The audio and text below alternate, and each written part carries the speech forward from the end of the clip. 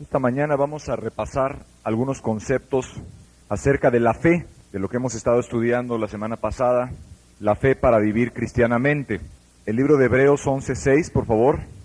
Pero sin fe es imposible agradar a Dios, porque es necesario que el que se acerca a Dios crea que le hay y que es galardonador de los que le buscan.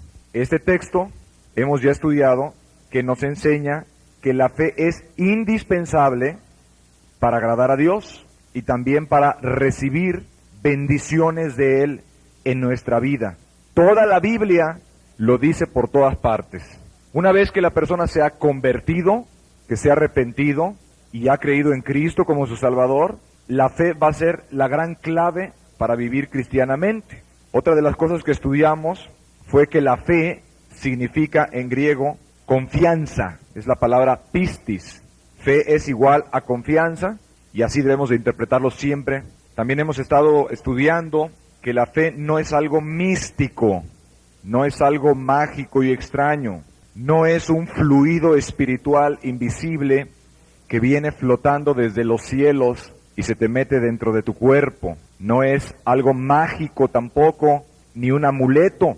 Dijimos también que la fe no es el conocimiento intelectual de un suceso. Eso no es fe. Fe es igual a confianza. De manera que una persona con mucha fe es una persona que tiene mucha confianza en Dios. Una persona de poca fe es una persona que tiene poca confianza en Dios, entendiéndolo correctamente. Una persona que sabe mucho de la Biblia, pero que no confía en Dios, es una persona que no tiene fe, y punto y se acabó. Una persona que es teóloga o doctora y con maestría en teología y que conoce mucho de Cristo y de lo que dice la Biblia, pero que no tiene confianza en ese Cristo, carece de fe, no tiene absolutamente ni una gota de fe. Tiene mucho conocimiento, eso sí, tiene información en su mente, conoce cosas, pero no tiene fe, no es una persona que tenga confianza en Dios. Otro de los puntos que hemos estado viendo es que todo el ser humano tiene la capacidad de ejercer fe o de depositar su confianza en alguien. Pues vemos que la gente confía en otras, que confía en gobiernos, que confía en bancos, etcétera, aun cuando no puede realmente saber qué es lo que está pasando. Somos seres, digámoslo así, que nos movemos por evidencias y confiando en esas evidencias. Voy a continuación a mencionar algunos conceptos erróneos sobre la fe. Por ejemplo, hay gente que cree que tiene mucha fe en la Biblia, pero en la Biblia en sí misma, como si fuera una especie de un libro mágico. Suponen que la Biblia los cuida a donde van, o simplemente dicen, bueno, pues es que como la Biblia dice, y la Biblia dice, y la Biblia dice, pero tienen fe en un libro. Nosotros no tenemos fe en un libro, tenemos fe en el Dios que habló lo que dice este libro. Eso es muy importante. Y ponemos la confianza en el Dios que habló estas cosas, pero no creemos que la Biblia es un libro mágico, ni creemos que es un libro de superstición. No creemos que una cosa solamente porque dice así, sino es que Dios dijo eso. Y detrás de una promesa está un Dios que va a hacer que esa promesa suceda. No es un libro de metafísica, tampoco la Biblia. O sea que hay gente que dice, bueno, pues aquí hay una regla que hay que aplicarla y ya, y así nada más. Bueno, sí, pero es que atrás de todas estas reglas o leyes que vienen hay un Dios que se encarga de cumplir esas promesas o de castigar al que rompe esas reglas. Pero no es un libro de metafísica. Otro concepto erróneo de la fe es poner tu confianza en una iglesia, o en un movimiento, o en una religión. El depositar la confianza debe de ser en Jesucristo, en Dios, en esa persona viva, en ese Dios vivo. Se pone la confianza. Eso no quiere decir que seamos desconfiados si una iglesia muestra ser cristiana o tiene evidencias de ser realmente una iglesia genuina. Pero la fe se dirige a Dios primeramente. Se pone la confianza en el Señor. No hay eso de que porque yo estoy en tal iglesia, yo ya estoy bien. O porque estoy en el movimiento correcto, entonces yo me voy a salvar. O tiene que salir todo bien porque me encuentro en un grupo de avivamiento donde Dios se mueve. Otro concepto erróneo es poner la fe en tu pastor. La fe debe de estar en Dios. El pastor será solamente un instrumento de Dios para que ese Dios te bendiga a través del instrumento. Eso es todo. Pero no debes de depositar tu fe en Él, como si de Él fueran a venir bendiciones, como si de Él fuera a salir virtud, porque no es más que un ser humano que, aunque sirva a Dios, es solamente el canal, el instrumento para que de arriba venga sabiduría, consejo, enseñanza, que interceda por ti y cosas de parte de Dios. La actitud correcta para recibir consejo de tus pastores será que pongas la confianza en Dios antes de ir a alguna sesión de consejería, para que ese Dios que está en los cielos, en el que hay que confiar, a través de ese pastor te dé el consejo adecuado, y no pensar que tu pastor en sí mismo es una pequeña fuente de sabiduría que siempre tiene el consejo adecuado, sino que tú necesitas pues que Dios esté ahí con él, para que además de sus conocimientos que ha acumulado, pues el Espíritu Santo le dirija a dar el adecuado, porque de más de 31,000 versículos, pues quién sabe cuál sea el que se vaya a aplicar a tu vida ese día, y además no vaya a ser que tú no te expreses bien, y tú sabes que si le das mal los datos, pues te va a dar el consejo de acuerdo a lo que te entiende él, de que lo que tú le estás diciendo, ¿no? Eso es, si tú le dices al doctor, fíjese que me duele la cabeza, y fíjese que me fluye mucho la nariz, y me arde la garganta, y me lloran los ojos, pues esos son síntomas de un catarro. Entonces él te va a recetar, de acuerdo a los síntomas que tú le dijiste, una aspirina, etcétera, ¿verdad? O un Contact. Pero si resultó que no te expresaste bien y lo que te dolía eran las rodillas, pues no te va a servir de nada la aspirina. Entonces es adecuado que Dios te ayude a ti a exponer tu caso ante el pastor y que también le ayude a él a aplicarte correctamente, porque el pastor se va a mover por medio de lo que tú le presentes. Él te va a decir, si conoce la Escritura, que se aplica. Pero a veces hay problemas de comunicación, o a veces la gente se puede poner nerviosa cuando va con su pastor, y entonces no le dice lo que le tenía que decir, le dice otra cosa. O a veces no te expresaste bien, o a lo mejor estaba cansado y no oía bien. A lo mejor traía la mente atarantada de mucho estudiar y no comprendía bien, y entonces la memoria le falló a la hora de sacar un versículo. Pero si está ahí el Espíritu Santo, que es el maestro por excelencia que Cristo ha dejado ahorita, entonces de ahí va a sacar un buen consejo adecuado, una palabra a su tiempo, a su sazón, que te va a bendecir a ti. Y entonces hay que ir confiando en Dios, diciendo: Señor, yo sé que tú me puedes ayudar a través de este instrumento que está aquí, que es uno de los medios de gracia que pones. Pero hasta ahí, pues si tú pones tu fe en el pastor, pues ten mucho cuidado, ¿sí? Porque estás dirigiendo tu fe mal, y además vas a agraviar a Dios y lo vas a ofender, porque Dios quiere bendecirte a él y no quiere que el lugar de él lo ocupe nadie, sino él llevarse toda la gloria y toda la honra. Estos son conceptos erróneos de la fe, y los vuelvo a repetir: la fe en la Biblia en sí misma, como libro mágico; la fe en la Biblia como un libro de metafísica, de puras reglas que hay que aplicar, sin que Dios intervenga para nada; la fe en una religión o en un movimiento. Si tu confianza está en que estoy en una iglesia genuina, si en eso reposa tu confianza de salvación y para vivir cada día tu cristianismo, estás totalmente perdido, estás totalmente errado, porque la fe debe de ser en Jesucristo el Señor. Y también la fe en el líder. La fe en el líder es un concepto equivocado. ¿Cuál es la fe correcta? Poner la confianza en Dios, en el que está en los cielos, en Jesucristo. ¿Para qué? Para todo. Ok. A continuación vamos a ver un texto que nos ejemplifica la importancia de la fe en la vida cristiana. Juan 6:28. En el versículo 27, Jesucristo acaba de hablarles a estas personas acerca de la vida eterna. Y en el versículo número 28, entonces le dijeron: ¿qué debemos hacer para poner en práctica las obras de Dios? Respondiendo Jesús les dijo: esta es la obra de Dios, que creáis en el que Él ha enviado, o sea, en el mismo Cristo. Lo voy a volver a leer. En el versículo 27 Jesús les habló de la vida eterna, y en el 28 estos israelitas le dicen: ¿qué debemos hacer para poner en práctica las obras de Dios? Respondió Jesús y les dijo: esta es la obra de Dios, que creáis en el que Él ha enviado. Esta mañana he escogido este texto porque la gente que preguntó eso puede ser muy parecida a ustedes. O sea, eran personas que eran en aquel entonces parte del pueblo de Dios y ellos querían hacer la obra de Dios. Están preguntando ahí, ¿qué debemos hacer? Pero eran personas muy orientadas hacia el hacer precisamente. O sea, su énfasis de ellos era, desde su nacimiento quizás, hacer cosas. De manera que cuando se acercan a Cristo, se ve que de fe no entienden nada o poco, del Espíritu Santo ni la menor idea quizás, pero sí entienden mucho de hacer. A ellos tú nada más diles qué cosa tenían que hacer y de inmediato los hubieras tenido haciendo eso. Señor, ¿qué debemos hacer para poner en práctica las obras de Dios? Quiero hacer la obra de Dios. Quiero ser un buen intercesor, quiero ser un buen predicador, quiero dar un buen estudio, quiero vivir en santidad, quiero vencer las tentaciones, quiero ser una persona misericordiosa, quiero tener la vida eterna. Señor, ¿qué debemos hacer para poner en práctica las obras de Dios? Quiero agradar a Dios. Y si tú les hubieras dicho en ese momento, ayuna, pues se ponen a ayunar. Y si les hubieras dicho, ponte a leer la Biblia más, pues más se hubieran puesto a leerla.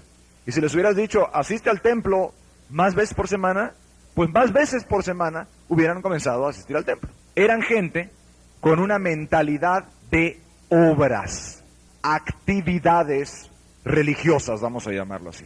Desde chicos habían sido criados de esa forma, era todo lo que conocían, y si había alguno ahí con fe, pues no sé.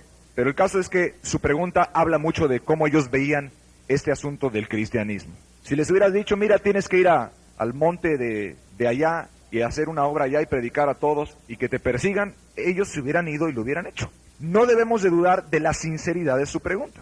Querían aprender a hacer la obra de Dios. Y sin embargo Jesús, de un plumazo, los desconcierta a todos y les dice, esta es la obra de Dios, que creáis. Paz. ¿Cómo? Dime qué hago. Que creas. Les está hablando del principio de poder hacer la obra de Dios. Eso es lo más importante. O sea, no vas a poder hacer ninguna obra de Dios, ni va a ser agradable tu vida a Dios, si no aprendes que hay que confiar en Jesucristo. Esta es la obra de Dios. Si hubieran ido quizás con Gamaliel, o hubieran ido con el maestro Nicodemo de los fariseos, ¿qué les hubieran dicho ellos? Bueno, pues les hubieran dado una lista más larga de mandamientos de la que ya tenían, les hubieran dado otra lista más de deberes, les hubieran dicho tienes que añadir a esto, estos otros ayunos, y tienes que hacer un estudio más profundo acerca de las leyes de Dios. Pero Jesús se va totalmente a otro lado, y les dice, esta es la obra de Dios, que creáis en el que Él ha enviado, o sea, en Jesucristo. El ingrediente indispensable para que ellos realmente pudieran hacer la obra de Dios era tener confianza en Dios. ¿Qué pasa cuando una persona se pone a hacer muchas obras sin la debida confianza en Dios? Déjame explicarte qué es lo que sucede. Era uno de los problemas de los fariseos. Número uno, no es bendecida por Dios en lo que hace, porque sin fe es imposible agradar a Dios. Y los que hacen la obra de Dios con confianza, Dios los bendice cuando hacen la obra. Como dice Gálatas por ahí, y son bendecidos con el creyente Abraham, los que creen, los que tienen fe. Son bendecidos con el creyente. Sin fe es imposible agradar a Dios. Entonces, cuando alguien se pone a hacer muchas obras y muchas actividades religiosas y a cumplir muchos deberes y no lo hace con una debida confianza en Dios, no es bendecido por Dios en sus actividades. Ora, pero no tiene bendición de Dios. Puede orar 3 horas, pero no tiene bendición de Dios en lo que hizo. Predica, pero no tiene bendición de Dios. No sale con vida después de haberle predicado a la persona. No sale edificado. Y muchas veces tampoco verás que pase nada en la vida de la otra persona que le habló, ¿no? Pero digo, él, le estoy refiriéndome a la persona, no es bendecido en las actividades. Ayuna y no saca nada de su ayuno. Tanto que los ayunos se pueden convertir ya en una pesadilla si es que se convoca algún ayuno o la persona se decide hacer algún ayuno o hay que ayunar porque no saca nada. Nada más fue el puro tormento de dejar de alimentarse. No es bendecido. Porque dice la Biblia en Gálatas que los que son de fe son bendecidos con el creyente Abraham. La verdad es que la vida de Abraham era una vida muy bendecida en lo que él hacía. Dios daba de su favor, de su gracia. Cuando Abraham llegaba y hacía un altar, allí dice el libro de Génesis que hacía un altar, y se ponía a adorar, Dios lo bendecía en lo que él hacía. Se encontraba de Dios, encontraba presencia del Señor a la hora que él estaba adorando. No era un ritual aburrido de otra vez tengo que estar aquí en el altar cantando o adorando, no. Tenía bendición en lo que hacía, era bendecido. Pero el que hace muchas obras sin fe, no es bendecido en lo que hace. No tiene vida espiritual, no se llena de gozo, no le provoca más llenura del Espíritu Santo, no le provoca paz en su corazón, sino que una ansiosa inquietud se apodera de su alma, con todas sus actividades religiosas, como estos hombres, como estos fariseos y estos hebreos que estaban aquí, que bueno, pues finalmente pueblo de Dios, hijos de Abraham y todo lo que ellos se quisieran llamar, pero tú te das cuenta que ellos pues no sabían cómo hacer la obra de Dios realmente, por eso estaban preguntando ahí, algo les faltaba. O como aquel joven rico que llegó un día corriendo, Señor, ¿qué haré para heredar la vida eterna? Y decía que ya guardaba todos los mandamientos desde su juventud, ¿no?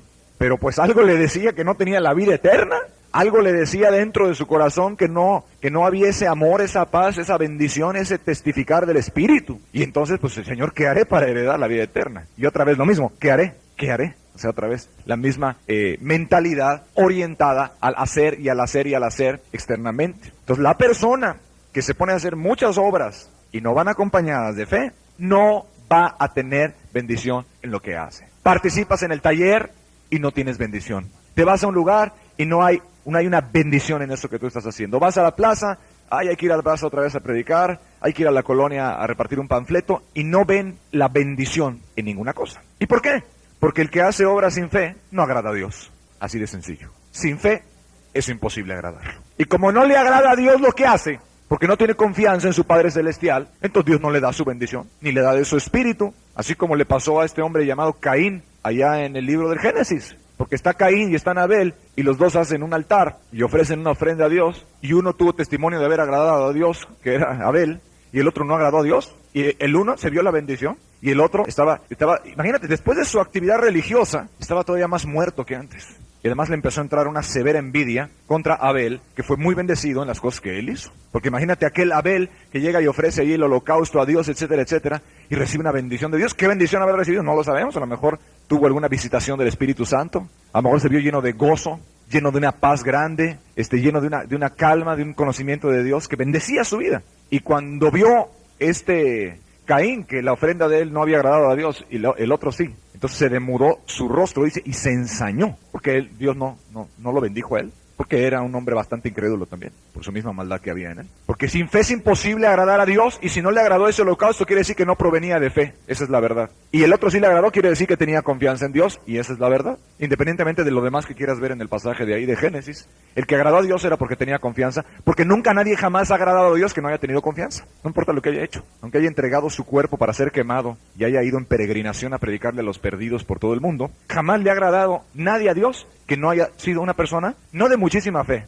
pero por lo menos con una confianza sencilla como de niño en Dios. No le agrada. Entonces aquí tenemos el caso de estos hebreos, aquí en Juan 6, y vemos que eran hombres de obras solamente, pero no de fe. ¿Qué otra cosa pasa cuando no acompañas de fe tus obras? De esa actitud, el Espíritu no está ahí, entonces no produce lo que haces. Porque ya vimos que el Espíritu Santo solamente va a estar ahí en donde hay fe, confianza. Solamente ahí, entonces no está el Espíritu. Y eso provoca que la gente tenga una sensación de intenso vacío, a pesar de todas las actividades y obras que hace en su vida.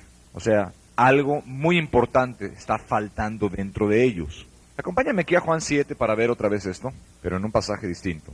Yo no sé si a ti te haya tocado ver esos coros de ciertas denominaciones tradicionales. Coros, es el coro, lo ponen al frente el coro, con sus batas color púrpura, no sé en relación a dónde sacan ese escarlata y púrpura en el vestir, pero el caso es que les gusta mucho la escarlata y el púrpura a muchos de esos tipos de denominación, vestidos así, y empiezan a cantar con voces muy preciosas, muy bien entrenadas, de horas de ensayo, un canto de alabanza a Jesucristo.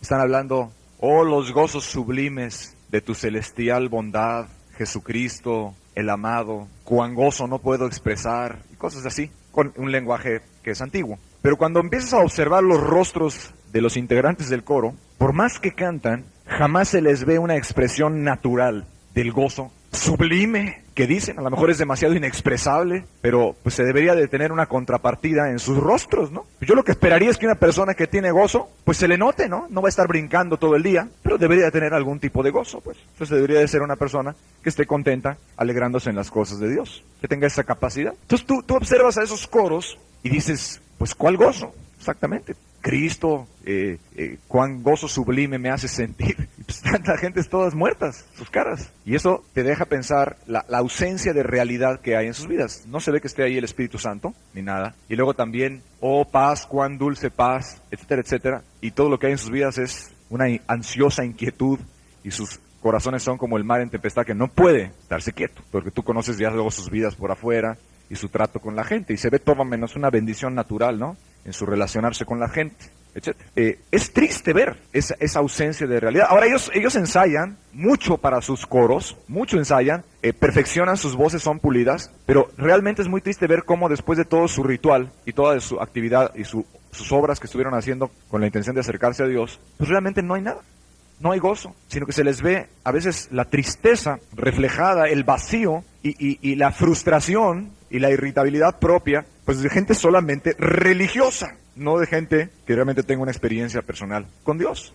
Quisiera aplicar ahora ese mismo ejemplo a ti. La verdad, digo, yo no soy de los que me pongo mucho a ver las caras de la gente cuando dice que están cantándole a Jesucristo ni nada, porque por lo general, yo me meto en lo mío, ¿no? Pero sería interesante ponerte un espejo algún domingo o un videocámara y empezarte a ver cuando tú te pones a alabar a Dios. A ver si no es simplemente el remedo, o no en todos, pero seguramente en algunos sí, de una experiencia de esas que ahorita nos estamos casi riendo, ¿no? O sea, de donde mucho gozo y mucho amor y paz, gran paz me da, Señor, y está así la cara así. Pues no sé cuál paz estás tú cantando, ¿no? Seguramente ese es el rostro de la angustia, mas no es el rostro de la paz sublime de Dios. Fuera bueno mejor arrodillarte y decirle, pues todos tendrán paz, o algunos yo veo, pero mi alma está en gigantesca angustia, Señor, y en mucha ansiedad, ¿no? Pero puede suceder lo mismo, ¿por qué no? O sea, simplemente cambia la forma de adoración. Allá les gusta el coro con himno clásico, tradicional, muy bien ensayado, y aquí nos puede gustar a nosotros la alabanza más libre según las Escrituras, con expresiones como levantar las manos, o aplaudir, y cantos y melodías que no siempre son los himnos tradicionales o clásicos. Pero ¿cuál vendría a ser la diferencia? Yo pregunto, si realmente después de una reunión donde adoraste a Dios no sales bendecida o no sales bendecido. ¿Cuál fue la diferencia? Pues no hay ninguna diferencia. Simplemente hay un cambio en el tipo, en la forma de adoración. Si sales del culto el domingo, o si hoy que tienes la reunión de oración sales después de estar media hora o una hora orando, y bueno, sí gritaste duro y le clamaste fuerte a Dios, pero si no sales después con una paz o con una fe de que Dios va a hacer algo, o bendecido, o con una mayor carga para irte a tu casa, o sea, algo de Dios, algo del Espíritu, ¿qué? ¿De qué sirvió todo eso? Simplemente fueron obras sin fe, que lamentablemente no sacian la sed, ni producen fruto del Espíritu Santo, que es amor, gozo, paz, paciencia, bondad, benignidad, fe, mansedumbre y templanza. ¿Estás comprendiéndome? Cuando la gente empieza a hacer muchas obras. Tú te vas de misionero al África, pero no hay bendición de Dios en eso. Bueno, así les pasaba a estas personas aquí en Juan 7:37. En el último y gran día de la fiesta, Jesús se puso en pie y alzó la voz diciendo, si alguno tiene sed, venga a mí y beba. El que cree en mí, como dice la Escritura, de su interior correrán ríos de agua viva. Esto dijo del Espíritu que habían de recibir los que creyesen en él. Le voy a dar lectura otra vez. En el último y gran día de la fiesta. Esta era la fiesta de los tabernáculos que estudiamos en Levítico 23. Una de las 3 fiestas más importantes de Israel.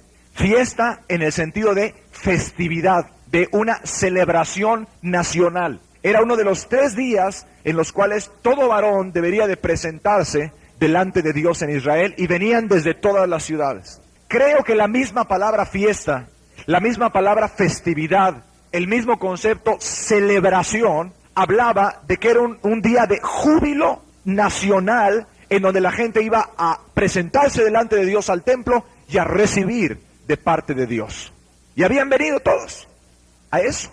Pero lo que se había intentado de parte de Dios como un momento de celebración, que la gente iba a acudir con confianza en Dios para recibir de Dios bendición y gozarse verdaderamente, etcétera, y ser bien bendecidos, se había convertido simplemente en un ritual, en una actividad religiosa, en una obra más.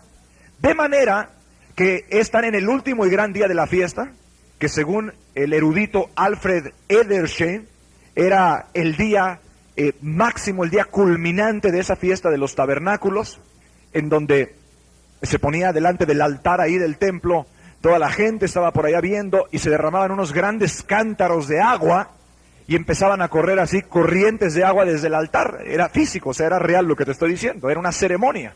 Y todo el pueblo estaba ahí. Y se habían purificado de acuerdo a la ceremonia, se habían apartado también de cometer pecados para estar ahí y todo. Y Jesús también está en esa fiesta. Y en ese último y gran día de la fiesta, Cristo, después de haberlo estado observando durante todos los días de la fiesta, había estado viendo sus vidas, una cosa se dio cuenta: qué dedicada era esta multitud a las acciones, a las obras.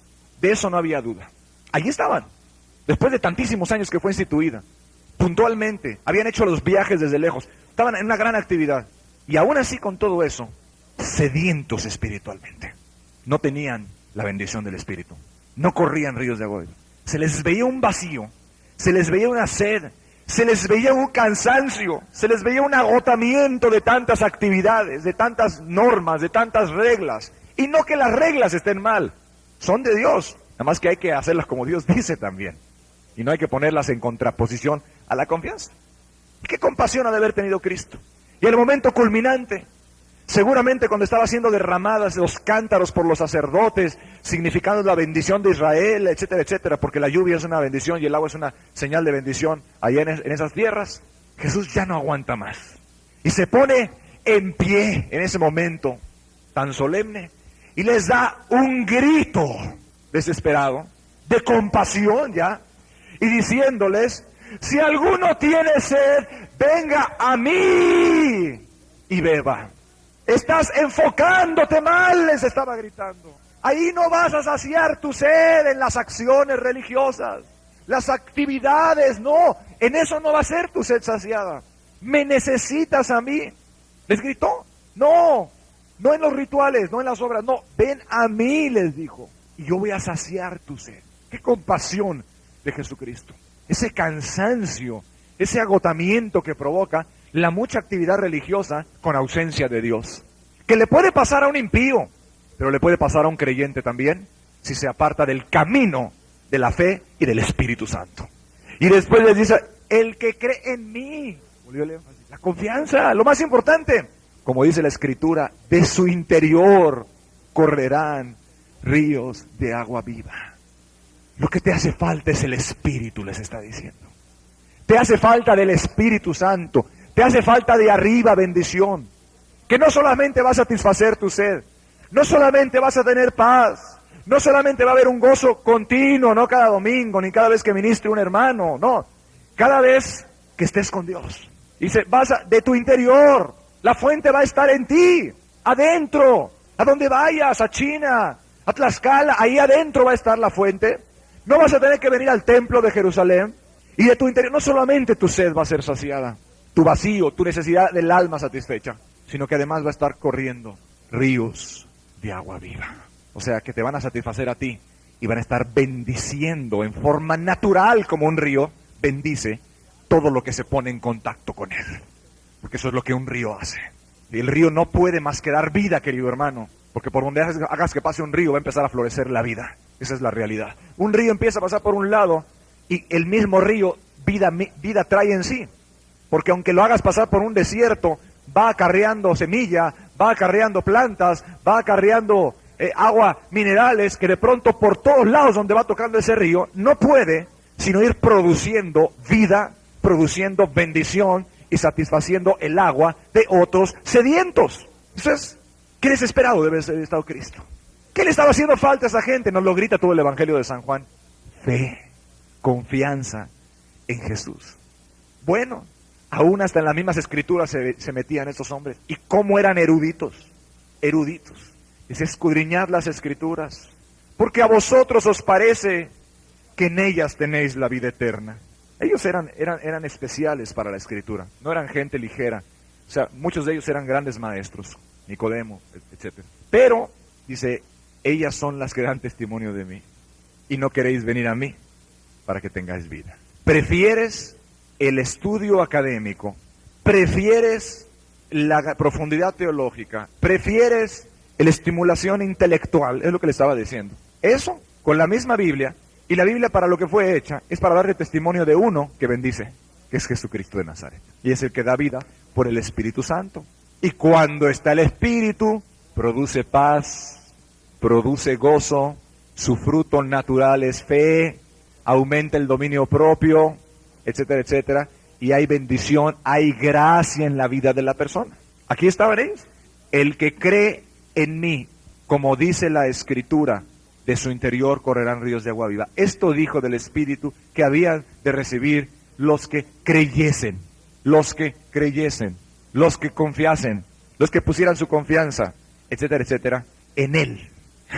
El problema es este: cuando alguien se pone a hacer muchas obras sin fe, empieza a entrar en él un espíritu de autojustificación o de justicia propia. No me refiero a un demonio. O sea, se empieza a formar en la persona un corazón, un sentir de justicia propia, de orgullo espiritual, de yo puedo todo.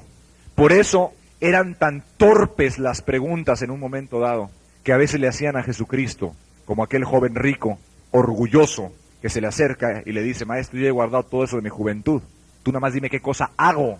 Ahorita te voy a decir una cosa que hagas, a ver si la haces, le puso Cristo. Y le puso una cosa realmente que tocara lo más profundo de su corazón y no la hizo. Porque el pobrecito ya no se conocía ni a sí mismo. Estaba todo engañado ya. ¿Por qué? Porque desde su juventud él se imaginaba vanamente que había guardado todos esos mandamientos. Y no era cierto realmente, nada más los había guardado exteriormente. O sea, sí los había guardado. Si no, Jesús le había dicho: también eres un hipócrita, un mentiroso. Pero no entendía. O sea, que nada más eso era la pura forma externa del mandamiento lo que había guardado. Entonces el problema es este: que cuando una persona hace mucha obra sin fe, se vuelve como un fariseo. O sea, confía mucho en sí mismo.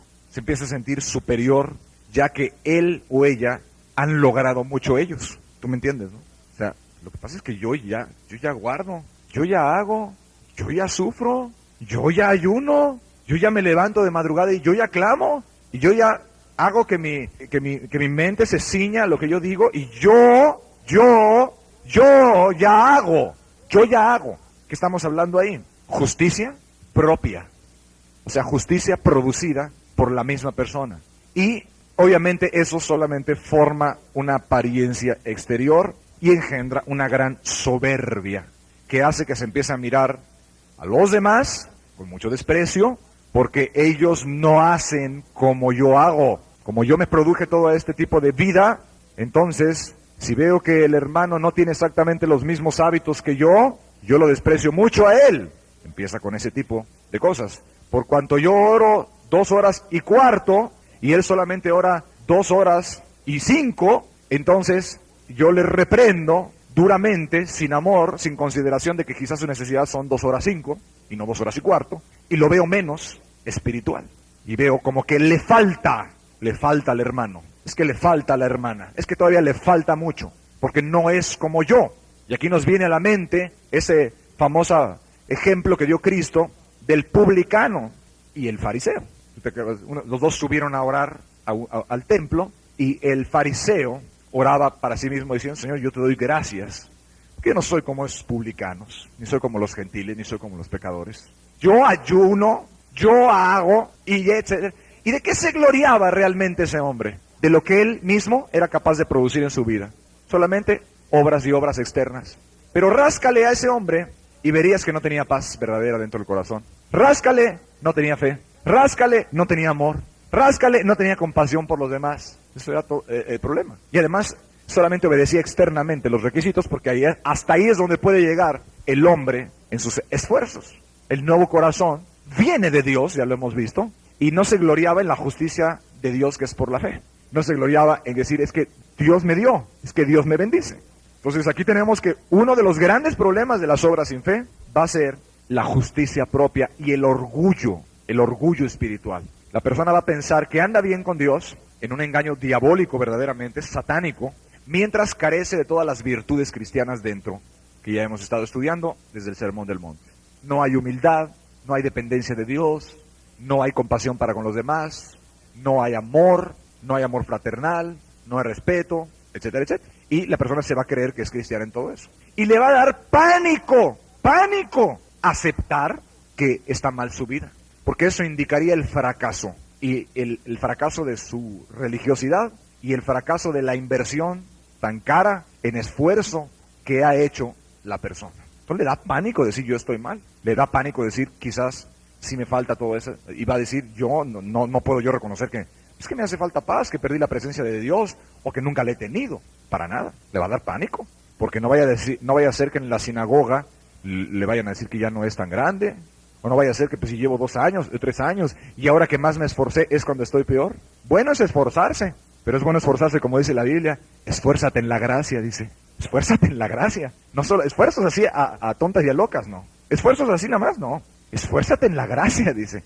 Cuando nosotros los pastores aquí hablamos de esfuerzo, a eso nos referimos y ya debería ser entendido así. Si somos malinterpretados, pues eso ya es problema de cada persona. Pero nosotros cuando hablamos de obras, a los cristianos les hablamos de obras que provienen de fe, de un corazón que confía. No hablamos de un simple obrar externo, pero sí también creemos y estamos conscientes que podemos llegar a ser malinterpretados en nuestra enseñanza, que la gente puede malinterpretar las cosas. Cuando yo digo esfuérzate a alguien, yo digo vas a usar los medios de gracia con fe, vas a poner el debido cuidado confiando en Jesucristo y Dios te va a ayudar y va a haber una bendición de Dios en tu vida, ¿no? O sea, quiere decir métete más en comunión con Dios y después actúa. No simplemente actúa por resoluciones propias para que luego fracases miserablemente. Bueno, además de todo, las obras sin fe no agradan a Dios. Finalmente son pecado, lo hemos visto, y son una abominación delante de Dios. Además de que tu vida no es bendecida. No es cualquier cosa este tema que estamos tocando. Estamos tocando algo vital para tu vida. ¿Qué pasa cuando una persona ha hecho muchas obras sin fe? Entonces, vamos a resumirlo otra vez para que se nos quede bien grabadito. ¿Cuáles van a ser las consecuencias? Muchas obras, mucha actividad, muchos mandamientos, pero si no hay la debida fe que acompaña a eso, la fe y la confianza en el Señor. ¿Qué fue lo primero que dijimos? No es bendecido por Dios, o sea, no tiene fruto de Dios adentro de su corazón. No hay paz, no hay gozo, no aumenta la fe, no aumenta la bendición de Dios. 2, ¿qué produce? No está el Espíritu Santo, ¿verdad?, haciendo que produzca lo que está haciendo. 3, produce justicia propia y orgullo espiritual en la gente que se siente ahora muy gallo, vamos a llamarlo así, para cualquier cosa que tú le digas. Como estos hombres en Juan 6 que se le acercaron a Jesús, Señor, ¿qué haremos para poner en práctica las obras de Dios? Yo hago lo que sea, tú nada más dime. Le echamos más ayuno, tú nada más me dices, hasta 40 días y hasta el hospital puedo ir a parar, no le hace. Yo ayuno, yo quiero hacer la obra de Dios. ¿Y qué ves detrás de esas preguntas? Sí querían hacer la obra de Dios, de la sinceridad de eso no dudamos, querían hacer la obra de Dios. Pero ¿qué vemos? Mucha soberbia, o sea que ellos creen, ellos se imaginan vanamente, ellos alucinan que ellos, simples seres humanos, son capaces por sí mismos de hacer la obra de Dios. Esa es la alucinación que ellos tenían, no dándose cuenta de su triste condición caída. ¿Quién puede hacer la obra de Dios? Dios. Dios puede hacer la obra de Dios, por eso es la obra de Dios. Si Jehová no edifica la casa, en vano trabajan los que la edifican. Si Jehová no guarda la ciudad, en vano vela la guardia. ¿Sí estamos comprendiendo? ¿Quién puede hacer la obra de Dios? Dios es el que la puede hacer. ¿Quién puede traer convicción de pecado a un alma? Dios. Nos imaginamos a estos hombres de Juan 6 diciendo, Señor, ¿qué debemos hacer para poner en práctica las obras de Dios? En lo particular, vamos a poner como ejemplo, queremos salvar muchas almas, Señor. Dime qué debemos hacer. En otras palabras, Señor, ¿qué métodos me falta aprender para que se salven? Ese es el pensamiento. ¿Qué métodos? Dime cómo. Tú nada más dime qué método aplico. Yo lo voy a estudiar y diligentemente lo voy a aplicar. ¿Sí? Cuando Él venga, convencerá al mundo de pecado. Es muy diferente. Cuando el Espíritu venga, el Espíritu estando ahí, convencerá de pecado. De eso debería preocuparse la gente más que del método. El método es solamente una colaboración para no ir contrario a lo que el Espíritu va a hacer ahí. Adecuado a ese instrumento adecuado que Él va a usar. La verdad adecuada. ¿Quién produce convicción de pecado? ¿Tú produces convicción de pecado? ¿Tú, humano, eres capaz? Tú no convences ni a las moscas ni al perro de la esquina, de nada. Y menos vas a provocar una convicción de pecado en el corazón, en gente tan dura y tan terca, que son tan despreciadores. Pero mi Biblia así dice en Juan 16, cuando Él venga, convencerá de pecado. ¿Qué se necesita entonces? Que esté el Espíritu en tu vida. Que cuando tú prediques, te acompañe el Espíritu. Y que dejes de lado la alucinación, la imaginación, de que tú puedes o eres capaz por ti mismo o por métodos humanos llegar a producir una convicción de pecado en una persona. Eso nunca lo vas a provocar. Es algo dado de arriba. ¿Estamos comprendiendo? Entonces, ¿a qué se refiere Timoteo cuando dice que redargullas? Se refiere a que Timoteo estaba lleno del Espíritu Santo, y que además utilizaba la palabra de acuerdo a lo que el Espíritu quiere hacer en cada persona, adecuadamente. No le decía al pecador, no te va a pasar nada. Le empezaba a redarguir y el Espíritu lo ayudaba a él, y hacía la obra. Pero ¿quién es el que hace la obra de Dios? Dios. Entonces, esa gran soberbia, esa gran ignorancia que proviene del orgullo, en donde alguien supone que él es en sí mismo suficientemente capaz para hacer la obra, era el problema de estas personas. Había un gran orgullo detrás de todo eso, un gran desconocimiento. ¿Qué haremos para poner en práctica las obras de Dios? ¿Cómo debo ser santo? Porque sin santidad nadie verá al Señor. Nada más dime, Jesús, ¿qué más guardo? Por ahí tengo un catálogo de libros hebreos, de judíos actuales, de los descendientes de los fariseos, pues todavía siguen hoy en día. Un libro, yo creo que de este ancho así, nada más para guardar reglas de la cocina para el sábado. Nada más para el puro sábado. Entonces ellos tenían una mentalidad muy orientada a las obras. Entonces, mucho de la pregunta que le estaban haciendo a Cristo era, ¿qué más hago? Dime cuántos mandamientos más me faltan, en cuántos detalles más. Y entonces yo ya la voy a hacer. Cristo le está diciendo, estás totalmente extraviado, man. Estás extraviado. No es por ahí por donde tú estás queriendo. No. La obra de Dios comienza con esto. Es indispensable esto, que tengas confianza en Dios. Cuando tú confías en Dios, entonces le agradas, entonces el Espíritu Santo viene y el Espíritu Santo empieza a producir las cosas en una forma bastante natural, bendiciendo. Eso es lo que Cristo les estaba diciendo. Pero para la gente orgullosa, eso era inconcebible, porque aniquilaba su propio autoorgullo. Decían, no, pero ¿cómo debe haber algo? No, tú no puedes hacer la obra de Dios por ti mismo. Necesitas que te ayude Dios mucho. Eres un menesteroso, espiritualmente hablando, eres un necesitado, eres un inútil, y si no te has dado cuenta de eso, en el sentido espiritual, todavía no aprendes el ABC del cristianismo. Necesitas que te ayude Dios mucho. Por eso es que viene la oración natural a tales corazones, a los que así viven. O sea, ellos saben que no pueden provocar convicción por sí mismos. No se confían en que tuvieron, aunque sea 10 convicciones antes en su vida cuando han predicado. Saben que fue el Espíritu y así mismo necesitan que el Espíritu esté hoy con ellos. Y por eso buscan y claman a Dios en una forma genuina, porque tienen mucha pobreza de espíritu y mucha humildad de corazón. O sea, reconocen su necesidad espiritual. Aquí lo que estamos viendo es que hay una relación entre fe y entre humildad. O sea, solamente las personas muy humildes van a tener un fluir de fe en su vida. O sea, la persona que de veras se sabe muy necesitada. Porque si alguien le hubiera preguntado, Señor, ¿qué haremos para poner en práctica las obras de Dios? Quiero vivir en santidad. Quiere decir, nada más dime qué más hago para ser santo. Pero otra persona que realmente se conociera hubiera dicho, Señor, ¿cómo puede suceder? ¿Quién pues podrá ser salvo más bien? Porque esto ya se ve que no es cualquier cosa humana, o sea, porque yo me conozco mis impulsos, conozco cómo está el mundo, conozco que tú eres un Dios muy santo, pues eso de guardar santidad, y yo necesito ayuda, Señor. ¿Cómo se puede hacer esto? Más bien que qué debo hacer ya de inmediato yo ahorita, ¿no? ¿Cómo se puede hacer? Entonces, Jesús diría, lo que para los hombres es imposible, para Dios es posible. A los que creen, a los que confían en Dios, así de sencillo como un niño, el Espíritu viene y empieza a hacer grandes cosas en su vida en una forma muy natural. ¿Están mal entonces las obras? No. Las obras vienen mandadas en la Biblia acompañadas de fe en el Nuevo Testamento. ¿Quiere decir entonces que no hay que hacer nada? Tampoco. Quiere decir que hay que hacer todo, pero confiando en Dios. Y hay que tener la confianza puesta en Dios para hacer todas las cosas. Eso es lo que quiere decir, para no caer ni en un extremo ni en el otro. Vamos a decir cómo viviría diario por fe o con fe un cristiano. Porque a veces cuando se dice vivir por fe, nos imaginamos esos charlatanes evangelísticos que dicen, es que yo vivo por fe, hermano. No sé si los hayas visto. Andan de ciudad en ciudad como el llanero solitario. Es que yo vivo por fe, y se refieren a estar como pordioseros mendigándole a la gente el dinero y dicen que viven por fe. Eso no es vivir por fe, ¿ok? Vivir por fe es realizar tus actividades diarias como cristiano con la debida confianza en Dios para que Dios te bendiga y te ayude en todo lo que haces. Eso es vivir por fe. Vamos a suponer, por ejemplo, la oración. 2 formas de orar. Uno dice, hoy me levanto en la mañana, esto es un mandamiento, pues hay que orar. Hay que orar. Punto y se acabó. Va a orar porque hay que orar. Ahí ya está mal. Si además dice, voy a orar para no perder mi salvación, ya está peor. Añadió nuevos males a sus motivaciones. Y si además va a orar para que él mismo diga, pues yo quiero tener evidencia de que soy salvo, porque si no oro no soy salvo, peor va. Ya está totalmente enchuecado su orar. Pero hay otro tipo de persona que se levanta a orar sabiendo que es un mandamiento, pero sabiendo que es un medio de gracia, por medio del cual Dios quiere hacer cosas y lo quiere bendecir. Y se levanta, y eso, pues, yo creo que si Dios me manda a orar, pues es porque Él quiere que yo ore, ¿no? Y pues yo creo que si quiere que ore, como es una tarea tan difícil para la carne y para la sangre, pues yo creo que me va a ayudar, ¿no? Por eso había hablado de que nos iba a dar el Espíritu Santo. Y se pone a orar, pensando o no eso, pero sí con la actitud. Y cuando menos se da cuenta, ya empieza la bendición. Y está bien metido en la oración. Bien metido. Ya fluyó media hora, ya fluyó una hora, ya se pasó el tiempo como si fuera nada. Al principio quizás su mente distraída, su mente un poco desvelada, su mente cansada, lo que quieras, pero al ratito ya se metió y estuvo. Pareciera que el mundo se le desapareció un rato. Se metió en la oración. ¿Quién lo ayudó? El Espíritu.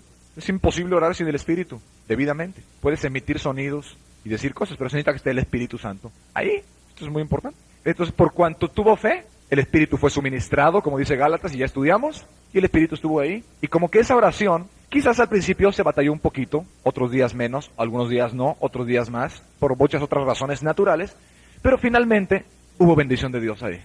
Y él sabe que vino un fluir natural de bendición. Vinieron ideas adecuadas al pensamiento, ¿no? Se vinieron cargas, como que vio las cosas espirituales suficientemente importantes, se preocupó y hubo una bendición. Hizo peticiones, otra semana hubo quebrantamiento, en otras hubo angustia, en otra había mucha confianza a la hora de pedir cosas para Dios. Fue su persona, oró con fe y tuvo bendición. Otro ejemplo, 2 formas de leer. Me tocan mis 5 capítulos hoy, porque si no me voy a sentir condenado en la tarde. Bueno, tengo que leerlos ya. Empieza a leer y no entiende nada. Empieza a leer y no obtiene nada. Y no tiene nada. Pero otro dice, Señor, yo me puse como regla estos 5 capítulos. Se me hace una cantidad razonable para yo poder tener una disciplina en esto. Pero confío en ti. Ayúdame a comprender lo que sea mi pan para hoy. Lo que yo deba de saber para predicarle a alguien, o para educar a mis hijos, o para edificar mi vida, o para que yo te entienda. O sea, bendíceme. Yo sé que tú quieres que yo lea la Biblia. Lo hace con confianza. Se pone a leer la Biblia y de pronto empiezan a salir. Levante la mano al que le haya pasado eso, unas verdades por ahí. ¿Sí es cierto? Paz. Empieza a ser alimentado. El Espíritu vivifica la palabra, te la aplica, te la hace interesante, hace que penetres, que la comprendas, que la asimiles y verdaderamente estás comiendo, estás alimentándote espiritualmente. Y no te estoy hablando nada raro ni nada místico, eso es normal. Quizás fueron los 5 capítulos así, o tal vez pasaron 2 capítulos y al tercero vino eso. O pasaron 3.5 capítulos, o pasaron 5 o 4 y casi termina, y en un versículo, ¡paz! Ahí te quedaste y te metiste, y allí hubo un suplir de tu hambre espiritual. ¿A cuánto les ha pasado eso? Levanten su mano. Así. Pero si no tiene la actitud de confianza, entonces el leer se convierte en una obra y la persona no recibe bendición de Dios. 2 formas de corregir a los hijos. La mamá se siente preocupada por corregir correctamente a sus hijos y educarlos. Quizás se siente presionada por una hermana, por el hermano. Sabe que debe corregir a los hijos. Y hay 2 tipos. Una dice, bueno, pues hay que corregirlos. Allí dice, pues le doy. Y le da. No pasa nada. El niño se sigue poniendo peor, etcétera, etcétera. Otra persona dice, bueno, yo creo que Dios me mandó eso porque Él sabe que es importante para los hijos ser corregidos. Y yo creo que si Dios dice que yo debo de corregirlos, es que Él va a bendecir esto que yo estoy haciendo. Y cuando agarra y los corrige, además de la corrección, Dios mete su mano y empieza a bendecir a los hijos. Y después una se queja, es que por más que le doy, no se corrigen. Ya llevo 5 meses dándole y no se corrige, ni se corregirá, además. Porque sin fe es imposible agradar a Dios. ¿Sí? Porque Dios no solamente dijo que lo corrija, sino que creas en Él. Y cuando tú haces las cosas confiando en Él, tú le das y además el Espíritu Santo viene y empieza a ministrar a ese niño. Eso es lo que sucede realmente. Y empieza a hacerle entender y a motivarlo correctamente para que empiece a corregir su actitud. Pero si tú nada más eres como el religioso, imaginándote que tú solamente porque tú le das, ya con eso ya vas a enderezar, pues palos hubiera distribuido Dios para corregir a la humanidad de una vez y nos hubiera dado para que le diéramos a todo el mundo de garrotazos. ¿Eso regenera el corazón? ¿Los garrotazos regeneran el corazón? No, eso es simplemente un medio, ¿verdad?, para restringirlo, de que no se siga desviando y que no siga rebelde en su camino. Pero eso no regenera el corazón del niño ni lo motiva correctamente. Eso solamente es una rienda que se le pone al niño que es necesario. Se necesita que venga el Espíritu, que ministre ese niño, por otro lado el amor, y sobre todo que lo hagas confiando en Dios. Y funcionó para uno, y para otro falló. ¿Cuál fue la diferencia? La fe.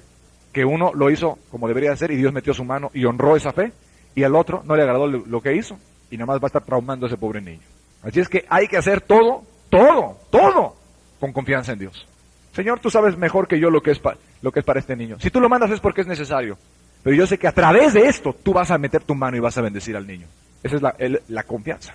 Dios entonces bendice eso que estás haciendo. En la vara, en el caso de la corrección de los hijos, se convierte en un medio de gracia. Fíjate. Y no simplemente en una corrección física. Sino es un medio por medio del cual Dios va a hacer meditar al niño ciertas cosas. Y va a tratar con él. Dos formas de sujeción de las esposas.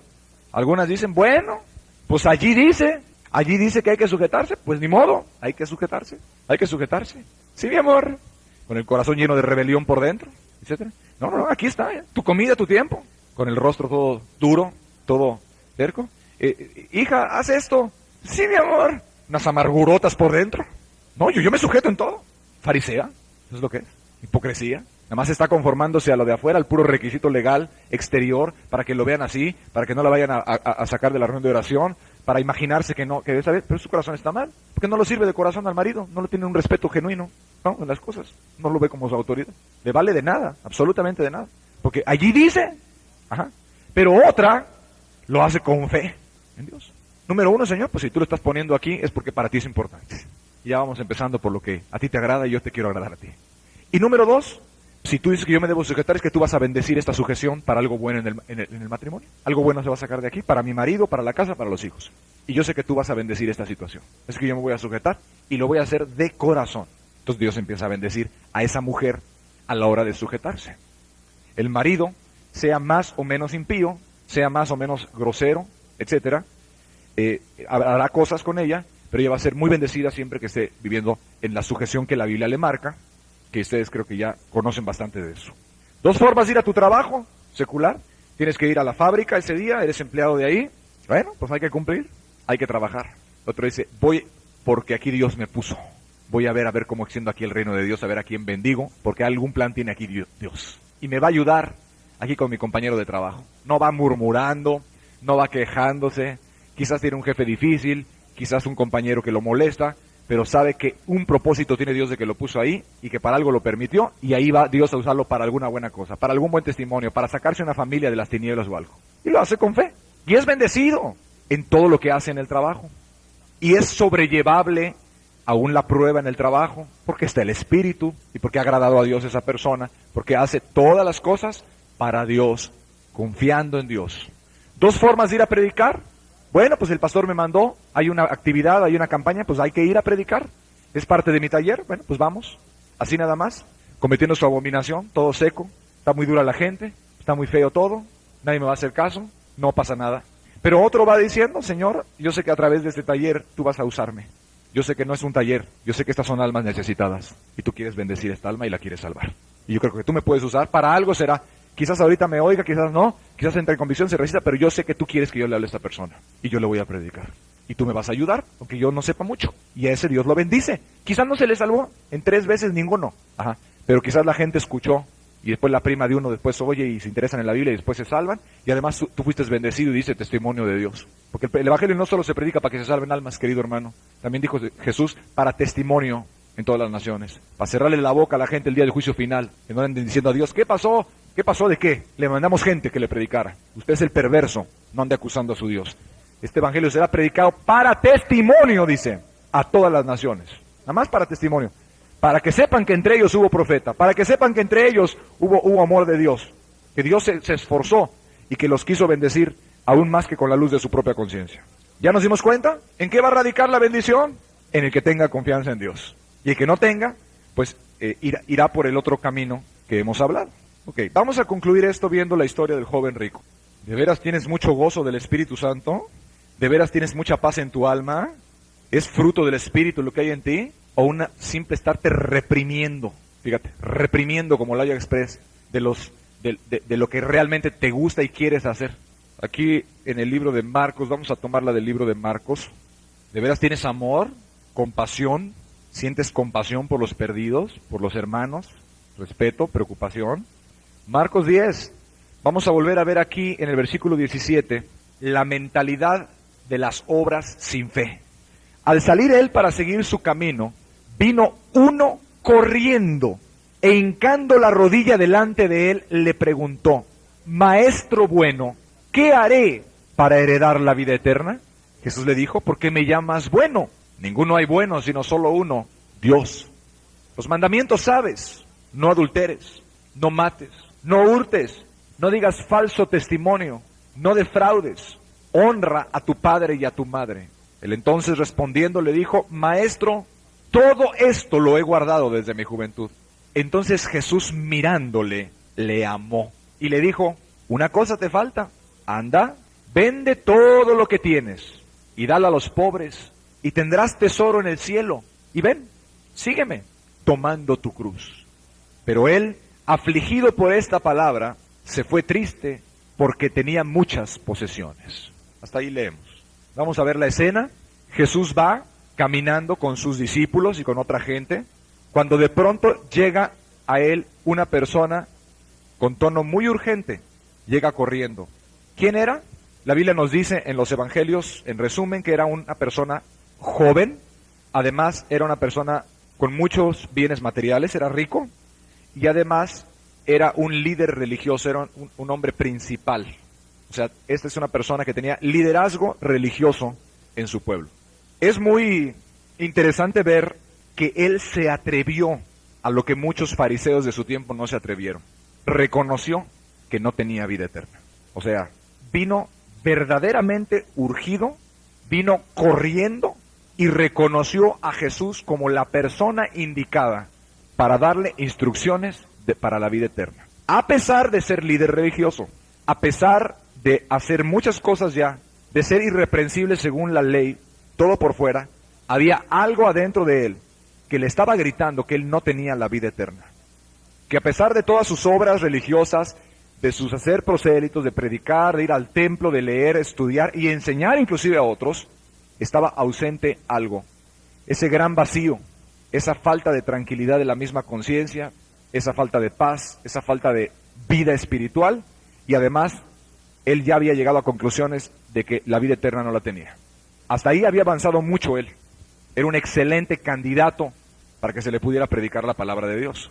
No había que convencerlo ya de casi todo lo que tú tienes que convencer a alguien cuando le predicas. Y él llegó corriendo, mostró mucho respeto en un tiempo en donde ir con Cristo era muy riesgoso, porque llegó e hincó la rodilla. Y además le dijo maestro, que es la palabra que utilizan los israelitas para el maestro espiritual, pues para el rabí, pues. Es decir, es el líder, el que me puedes enseñar a mí. Mucho respeto vemos, y vemos una cierta sinceridad. Señor, ¿qué haré para heredar la vida eterna? Y de inmediato, la mentalidad, haré. ¿Qué voy a hacer? ¿Qué voy a hacer? ¿Qué voy a hacer? ¿Qué más hago? En otras palabras, ya que él se imaginaba que desde chico había estado guardando todos los mandamientos. Ahora, no es que no se deben guardar para entrar a la vida eterna, ya lo estudiamos, pero se han de guardar de corazón y se han de guardar por medio de la fe y del Espíritu Santo. Si no, no vale para nada ni sirve para nada. Esa es la cosa. Entonces le pregunta, y Jesucristo lo va a probar. Los mandamientos, ¿sabes? Lo trató de meter en convicción y le dijo varios, y él respondió, desde mi juventud he guardado todo esto. ¡Qué tragedia! Desde su juventud ha guardado todo eso y no tiene vida eterna. Esa es la cosa. Eso es lo trágico del asunto. Desde su juventud todo eso había guardado según él, y la cosa es que vida eterna no tenía. No tenía lleno su vacío, su alma estaba insatisfecha, no tenía paz, no tenía ni la seguridad de que iba a ir al cielo para siempre, ni tampoco tenía esa calidad de vida, que es la vida zoe en el griego, eterna, de una existencia aquí superior, en el sentido espiritual y moral. No lo tenía. Entonces le dijo a Jesús, yo lo he guardado todo desde mi juventud. Entonces Jesús mirándole le amó. ¿Qué mirada habrá sido la del Señor? Pues de mucha compasión. Diciendo, este pobre ciego, fíjate, este pobre joven, por un lado se le ve que quiere la vida eterna, pero está tan engañado con respecto a su propio corazón, y además imagina que él es capaz de hacer la obra de Dios. No entiende su dependencia de Dios, no entiende la maldad de su propio corazón, ni siquiera la entendía. Ponte a darte cuenta. Dijo que amaba a su prójimo como a sí mismo en otro de los pasajes paralelos también. O sea que él era capaz de amar a su prójimo como a sí mismo. Había muchos pobres en Israel en ese entonces. Entonces mirándole Jesús le amó y le dijo, le da una doble instrucción. Una le va a probar el amor al prójimo y otra le va a probar el amor a Dios, a Jesús mismo que es Dios. Ya lo había reconocido como maestro, como Mesías. Bueno, nada más te falta una cosa. Vende todo lo que tienes y dalo a los pobres y tendrás tesoro en el cielo. ¿Sí? Profundizó. Vamos a ver si amas a tu prójimo como a ti mismo. Vamos a ver si eres capaz de suplir todos esos pobres que tú ves en Israel. Órale, haz una verdadera misericordia. Deja de estar dando migajitas a la gente ahí tocando trompetita en la sinagoga. Órale, dale. No, ¿qué pasó? Pues ahí salió el corazón luego. Será una persona muy avara, pero aparte bien ciego, con muchos engaños en su vida y en su corazón. aunque Dios comenzaba apenas a tener misericordia de él. Y lo segundo, ven y sígueme, órale, tomando tu cruz. Todo eso le horrorizó. Lo de tomar la cruz, porque era perder su prestigio que tenía en su pueblo. Lo de ven y sígueme, seguir al maestro, entonces no amaba a Dios, no amaba al Mesías, porque debía haber seguido al que verdaderamente era maestro. Y 3, no quería amar a su prójimo como a sí mismo. Cuando oyó esa palabra, afligido, se fue triste porque tenía muchas posesiones. No solo las riquezas, sino también su prestigio y su reputación. ¿Qué tenemos aquí? Un hombre lleno de justicia propia, lleno de orgullo, que él cree que está dispuesto a hacer cualquier cosa por Dios. Él cree y que puede hacer la obra de Dios y salvarse, pero no se da cuenta de la gran necesidad espiritual de su corazón.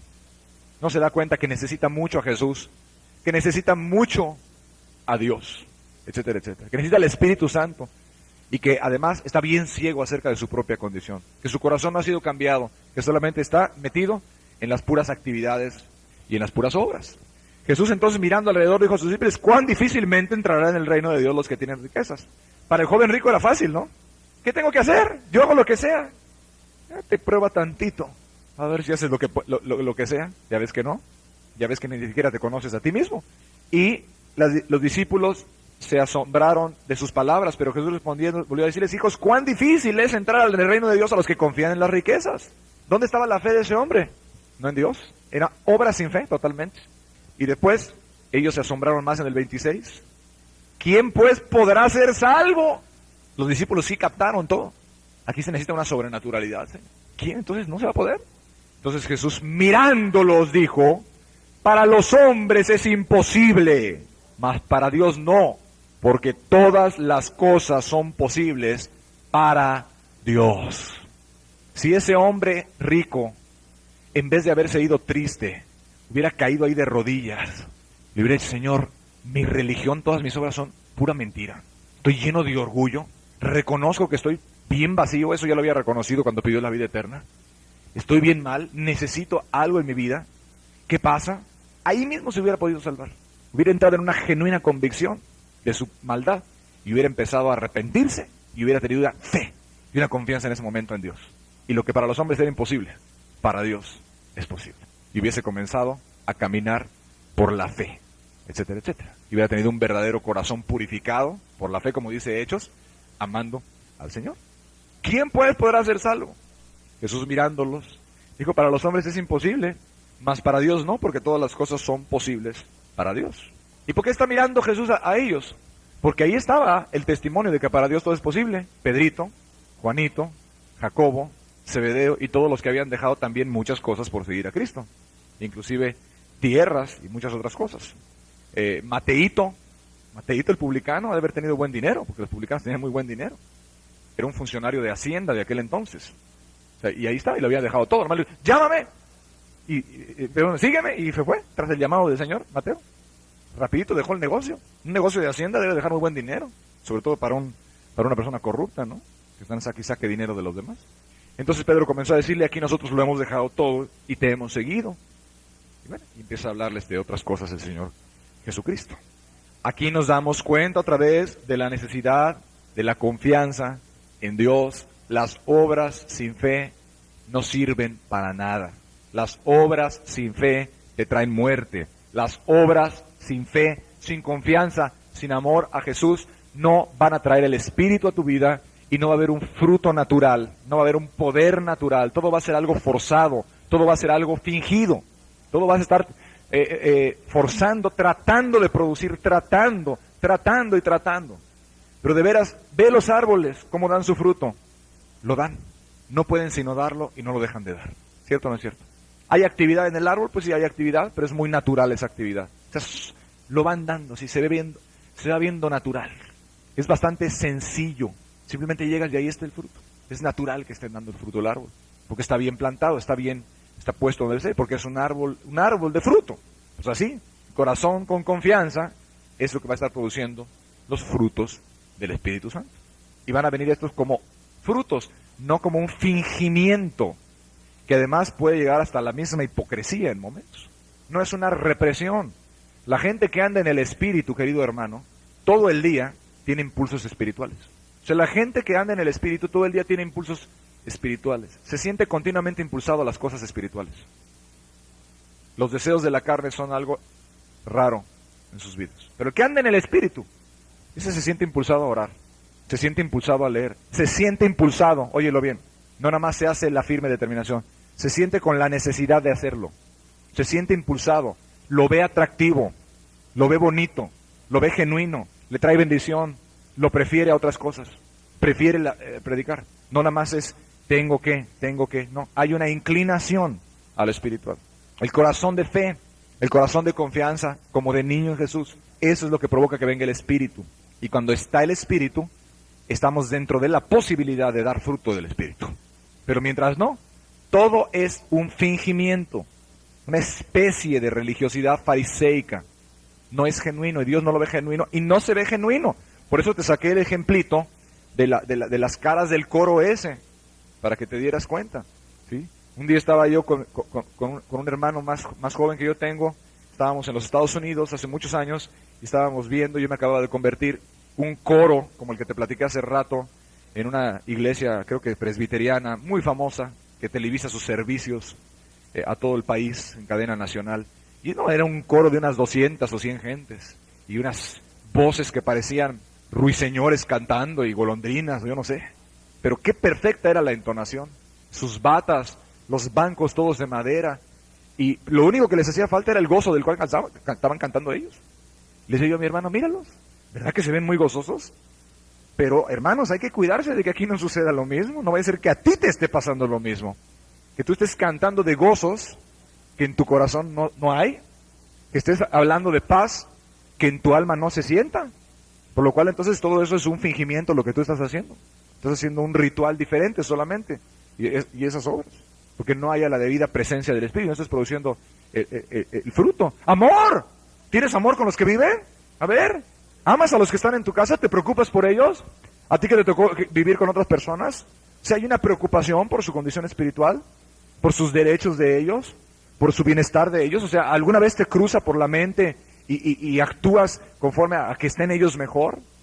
¿O todo esto nada más yo, que yo esté bien, que yo esté bien, que yo esté bien? Preocupación por lo espiritual, preocupación porque esté bien, caramba, limpiar ahí, no sé, se derramó aceite en el piso de la cocina, pues quítalo, no se vayan a caer los niños del hermano, aunque tú no tengas.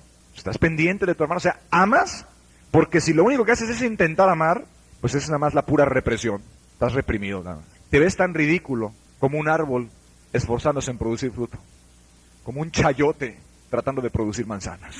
Imagínate al chayote diciendo, voy a producir manzanas, voy a producir manzanas. Y por ahí saca una espina infladita un poquito, pero sigue siendo espina, ¿sí? Así que tratando de que sea redonda, es una espina. Bueno, este tipo de alegoría te la estoy poniendo para que veas lo ridículo que un corazón lleno de incredulidad, lleno de egoísmo, por sí mismo así nada más vaya a empezar a producir amor, con todo y que te esfuerces. Entonces salen las cosas muy fingidas, no se ve algo natural que tú le tengas a las personas. Y créeme que los que están alrededor de ti se dan cuenta de tu fingido amor y de tu fingido cristianismo y de tu fingida religiosidad, etcétera, etcétera. La gente alrededor se va a dar cuenta. O sea, tienes apariencia de piedad, parece, pero si lo probamos, no es más que el mismo chayote que no está produciendo manzanas, sino que le están intentando hacer ahí como que es una manzana, pero siguen siendo puras espinas lo que está saliendo del chayote. ¿Cuál es la solución? Que seas un árbol de manzana, o sea, que estés en la tierra en donde se produce eso, que haya otra semilla, en otras palabras, otro corazón, en otras palabras, que seas un creyente, que aprendas a confiar en Dios todos los días, y entonces que esté el Espíritu ahí, y cuando tú confíes estará el Espíritu, y naturalmente estará produciendo el amor, y con el amor, déjame decirte un secreto más, va a ir el poder, porque el Espíritu de Dios es un espíritu de amor y de poder, y no lo puedes partir por el medio, o sea que el amor y el poder van juntos. Simplemente hay amor y poder, no para hacer milagros, para que no te preocupes, ese yugo quítatelo, no para que eches fuera demonios de toda la gente que ves en la calle, no para hacer cosas estratosféricas, pero un poder natural, el poder de la piedad, ¿sí? El poder también de hablarle a una persona y que haya cierto toque de Dios en su vida, y que eso sea algo habitual, algo natural en tu vida. Así que vamos a cerrar nuestros ojos, hermanos, por favor. Hemos aprendido el peligro de la fe sin obras, o de las obras sin fe más bien, porque por ahí andan los otros dementes que dicen que fe y no hay obras tampoco, pues tampoco es la verdadera fe esa. Sin fe es imposible agradar a Dios, y si tú no vas a estar confiando cada día, en vano creíste el primer día. El que tenga sed, dijo Jesucristo, el que tenga sed, se lo dijo a la multitud especialista en obras, el que tenga sed venga a mí y beba. A Jesús, pero primero hay que reconocer que se tiene la sed, si no, no va a beber nada. El que cree en mí, el que cree, verbo presente continuo, hermano. El que confía en mí, hoy, en la tarde, en la mañana, a mediodía, al dormirse, al levantarse, al orar, al predicar, al estudiar, el que confía en mí, tiempo presente, de su interior correrán ríos de agua viva. Su sed va a ser saciada. El bendito Espíritu de Dios va a ser una fuente continua dentro de él, en donde lo pongas, saciando su sed y saliendo de él para dar vida a otros, para bendecir a otros, para provocar fe en otros, para provocar convicción en otros, para hacer que otros tengan vida eterna. Eso es lo natural. Ríos de agua viva, dice la Escritura. Ríos de agua viva. Ríos. Abundancia está hablando ese pasaje. Bendición abundante. Esto dijo del Espíritu que habían de recibir los que creyesen en Él. Los que creyesen en Él. Los que confiaran en el Mesías. Los que se dieran cuenta que sus obras no les servían de nada ni saciaba su sed. Los que se dieran cuenta que estaban hambrientos y sedientos espiritualmente, aún con muchas obras por fuera. Los que se dieran cuenta que a pesar de mucha actividad, no tenían lo que necesitaban y no estaban dando vida a otros. El que cree en mí, como dice la Escritura, de su interior correrán ríos de agua viva. Habla de las cantidades, abundante. Habla de el fluir, mucho. Habla de lo que va a provocar tu sed saciada y la de otras personas también. A cualquiera, lo dijo Jesús. El que tenga, a cualquiera fue la invitación. A los líderes religiosos de su época y a los que estaban ahí por primera vez. Tenían que ir ahí.